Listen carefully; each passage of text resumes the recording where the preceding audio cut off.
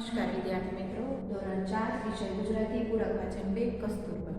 વિદ્યાર્થી મિત્રો, આ પહેલા આપણે ખાલી જગ્યા ખરા ખોટાના પ્રશ્નોના જવાબ જોઈ ગયા, બરાબર ને વિદ્યાર્થી મિત્રો? આજે આપણે જોડકા જોશું, જોડણી, સમાનાર્થી અને વિરોધાર્થી શબ્દ જોશું.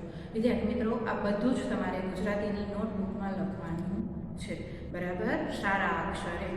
ચાલો ત્યારે સૂચના લખજો વિદ્યાર્થી મિત્રો.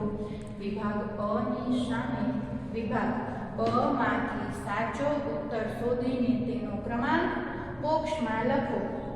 આ વિભાગ અ આપેલું છે અને આ વિભાગ બ આપેલું છે, બરાબર?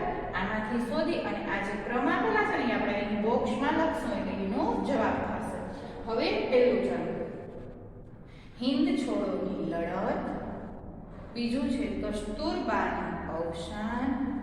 ત્રીજું છે બાપુજીના જીવનસાથી અને ચોથું છે વ્રજકુંવર.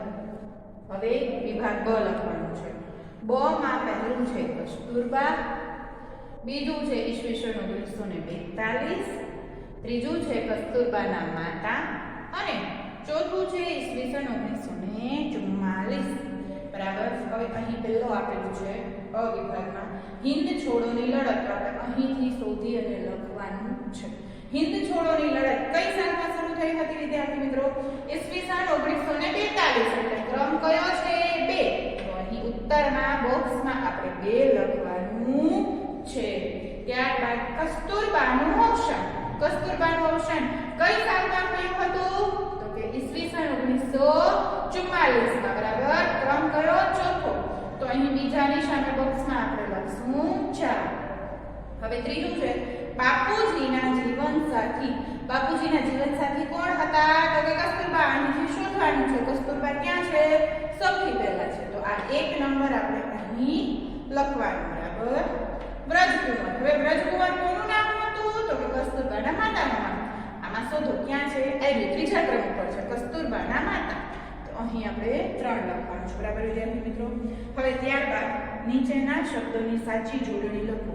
વિદ્યાર્થી મિત્રો, અહીં મેં કેટલીક ખોટી જોડણી આપી છે જે તમને પાઠ વાંચી અને તમારી રીતે જ તમને લખવાની છે. પહેલું છે શરૂઆત. આ રીતે ન લખાય, બરાબર? પાઠમાં જોજો, ગોતજો અને પછી સાચી જોડણી લખજો. ત્યારબાદ સુશીલ, ત્યારબાદ હરિજન, ત્યારબાદ ચોથું છે શક્તિ, પાંચમું છે દિવસ અને છઠ્ઠું છે નિશ્ચય, બરાબર? હવે નીચેના શબ્દોના સમાનાર્થી શબ્દો લખો.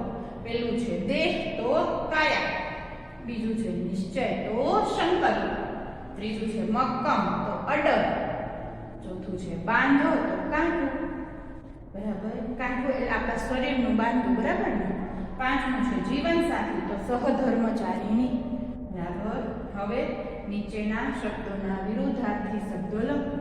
વિરોધાર્થી ધરાવતા શબ્દો લખવાના છે. પહેલું છે દિવસ તો રાત, બીજું છે નાની તો મોટી, ત્રીજું છે ઓછું વધારે, ચોથું છે સમજુ તો અણસમજુ, પાંચમું છે દૂર તો નજીક, છઠ્ઠું છે ઢીલા તો કાંઠા, સાતમું છે સવાર તો સાંજ, આઠમું છે પૈસાદાર તો ગરીબ, નવમું છે પવિત્ર તો અપવિત્ર અને 10મું છે બહાર તો અંદર. બરાબર વિદ્યાર્થી મિત્રો? આટલું તમારે ગુજરાતીની નોટબુકમાં લખવાનું છે. અસ્તુ વિદ્યાર્થી મિત્રો.